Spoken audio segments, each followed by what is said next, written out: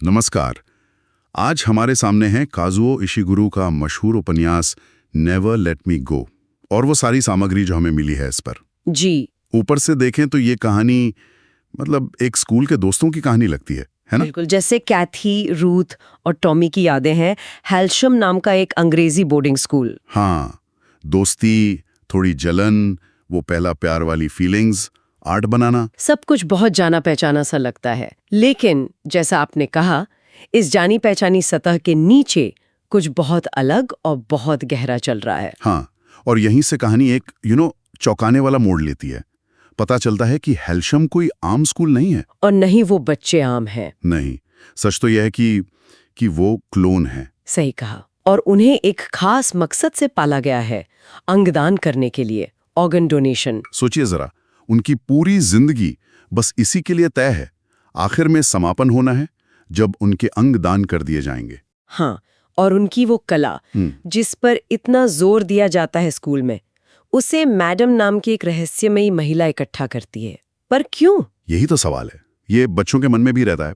खैर, उपन्यास 3 हिस्सों में बटा है और ये राज धीरे धीरे खुलता है। पहले हिस्से में जब वो हेल्शम में होते हैं, उन्हें अपनी असलियत का बस एक धुंधला सा अंदाजा होता है। हाँ, वो सोचते हैं शायद उनकी कला ये साबित कर दी कि उनमें आत्मा है, या शायद अगर वो सच्चा प्यार साबित कर दें तो उन्हें दान से कुछ मोहलत मिल जाएगी, जिसे वो डेफरल कहते हैं। बिल्कुल, ये सब अफवाहें और उम्मीदें उनके बचपन का हिस्सा होती हैं।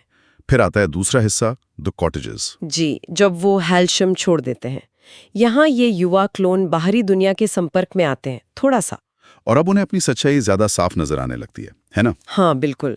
वो पॉसिबल्स को ढूंढने की सोचते हैं, मतलब वो असली इंसान जिनसे शायद उन्हें क्लोन किया गया हो। और वो डेफरल वाली अफवाहें और तेज हो जाती हैं।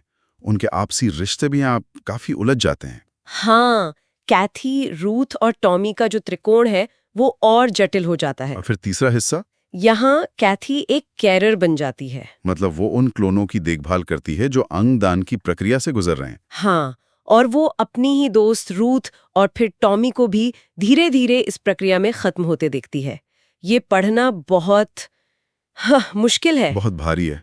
और उनकी जो आखिरी उम्मीद होती है डेफरल की, वो भी टूट जाती है जब वो आखिर में मैडम और मिस एमिली से मिलते हैं, जो हेल्शम की हेड थी। और तब असलियत पता चलती है कि हेल्शम का मकसद क्लोनों में आत्मा साबित करना नहीं था, बल्कि ये दिखाना था कि उनमें आत्मा है, ताकि समाज उनके साथ शायद थोड़ा बेहतर बर्ताव करे।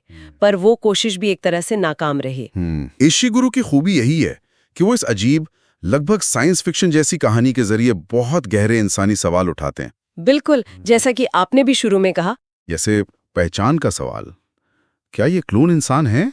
उनका प्यार, उनकी दोस्ती, उनकी उम्मीदें, उनका डर, ये सब देखकर क्या लगता है?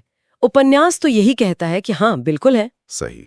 और फिर यादें, नॉस्टैल्जिया, खासकर कैथी के लिए, जब आपका भविष्य इतना तयशुदा और सीमित हो तो अतीत ही आपका सहारा बन जाता है, यादें ही पहचान बन जाती है। और कैथी, रूथ, टॉमी के बीच का वो मुश्किल रिश्ता, वो कहानी के बिल्कुल केंद्र में है। उतना ही सच्चा और उलझा हुआ जितना किसी का भी हो सकता है। बिल्कुल। लेकिन एक बात जो मुझे हमेशा चौंकाती है, वो है इनका अपनी किस्मत को इतनी आसानी से मान लेना। मतलब कोई बड़ा विद्रोह क्यों नहीं होता? हाँ, ये वाकई सोचने वाली बात है। ज्यादातर क्लोन चुपचाप अपना समापन स्वीकार कर लेते हैं। क्यों? क्या ये सालों की कंडीशनिंग का असर है कि उन्हें बचपन से ही यही सिखाया गया है? हो सकता है, या शायद ये इंसानी फितरत का ही कोई पहलू है कि हम भयानक से भयानक सच के साथ भी जीना सीख लेते हैं। उपन्यास में लगातार नुकसान और वक्त बीतने का एहसास बना रहता है। और साथ ही वो बड़ा सवाल, विज्ञान की नैतिकता पर। क्या किसी अच्छे मकसद के लिए, जैसे चिकित्सा उन्नति, इंसानी जिंदगी बनाना और फिर उसका इस्तेमाल करना, क्या ये नैतिक है? इशिगुरु का लिखने का अंदाज भी इसमें बहुत मदद करता है। वो शांत, उदास सा गद्य। हाँ, वो चीख चिल्लाहट नहीं करते, वो इस भयानक सच को धीरे धीरे सामने आने देते हैं, जिससे उसका असर और भी गहरा होता है। एक खामोश उदासी है पूरी कहानी में। सही कहा, वो सच को धीरे धीरे रिसने देते हैं एकदम। तो ये सब जानने के बाद पाठक क्या सोचे? मेरे ख्याल से ये उपन्यास हमें इस पर विचार करने को मजबूर करता है कि आखिर हमें इंसान क्या बनाता है, हमारा जन्म या हमारे एहसास, हमारे रिश्ते, और ये भी कि हम सब अपनी नश्वरता का सामना कैसे करते हैं, चाहे हमारी जिंदगी लंबी हो या छोटी,